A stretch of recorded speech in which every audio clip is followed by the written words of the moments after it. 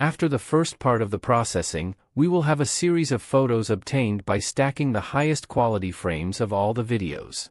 In this case, we have 7 such photos taken in an interval of 15 minutes, from 23:55 Universal Time to 0:10 Universal Time.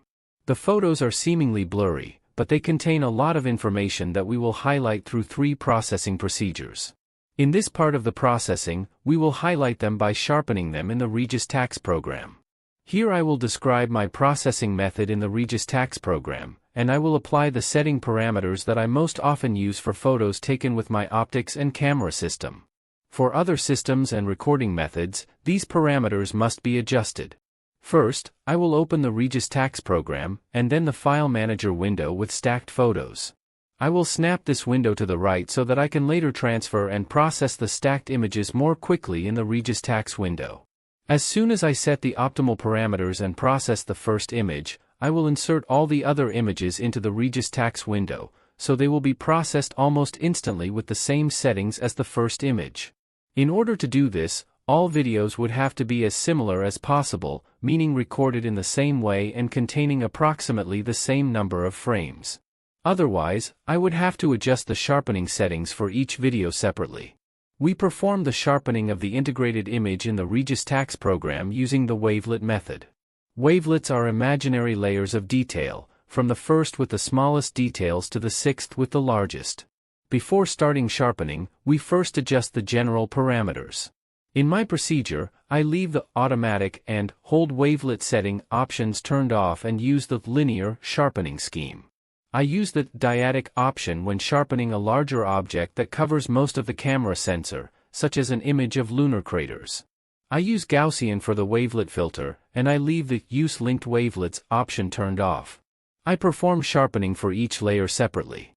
I use the check mark at the beginning of the slider to turn the display of that layer on or off. I adjust the intensity of the layer by moving the slider. The sharpen parameter determines the intensity of the sharpening of that layer, meaning the contrast of its details. The denoise parameter adjusts the intensity of the noise reduction. It is most prominent on the first layer, so I use it there most often. In general, I will have to increase the denoise value if I use stronger sharpening. Before sharpening, I will enlarge the view of Jupiter's disk using the Show Full Image option to better see the effect of the individual sharpening settings. I start sharpening with the first layer. First, I set its slider all the way to the right, and then I check the sharpening effect by turning the layer on and off. If it seems to me that there are more details on that layer that need to be highlighted, I increase the sharpening intensity with the Sharpen parameter. If noise appears, I slightly increase the denoise parameter. I always check the sharpening effect by turning the appropriate layer on and off.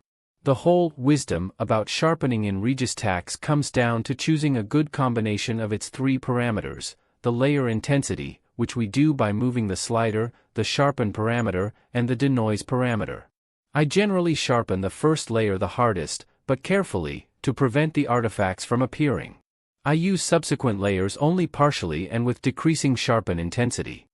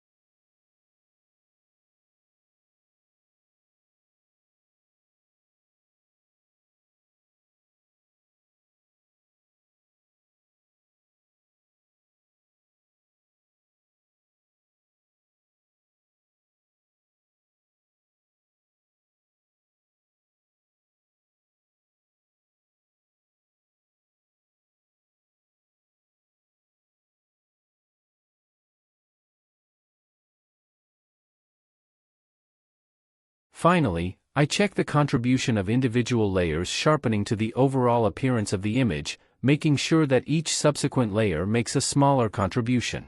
If I overdo it with the contribution of larger layers, I will get an overcontrast image in which large details stand out and the finest details are lost. After sharpening all layers, I start the automatic color balance adjustment by clicking the RGB balance button. If I adjusted the color balance well in the camera when capturing, the Auto Balance function will optimally adjust the color balance in the image.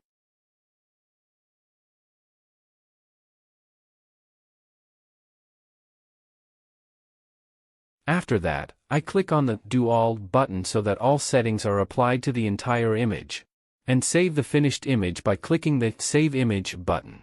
I add _W suffix to the file name in order to designate it as a sharpened image. If you do not use ADC or atmospheric dispersion corrector when recording, the image will probably show atmospheric dispersion, so it is recommended to use the excellent RGB Align option to adjust the overlap of shifted R, G, and B channels. I don't use the RGB Align function because I use a well-adjusted ADC when recording, so the R, G, and B channels are always optimally adjusted in my images. I process all the other stacked images very quickly by just dragging them into the Registax window where all the settings from the first image remain unchanged. After dragging the image, I click on Do All and save the image in the same way as I saved the first one.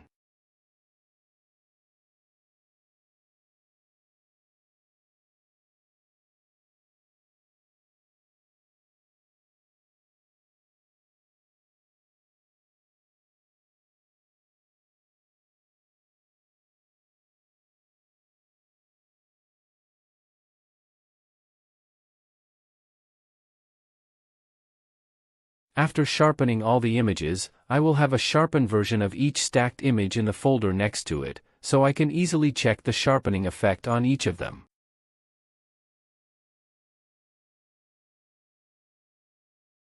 In the next part of the tutorial, we will perform the derotation process of these sharpened images.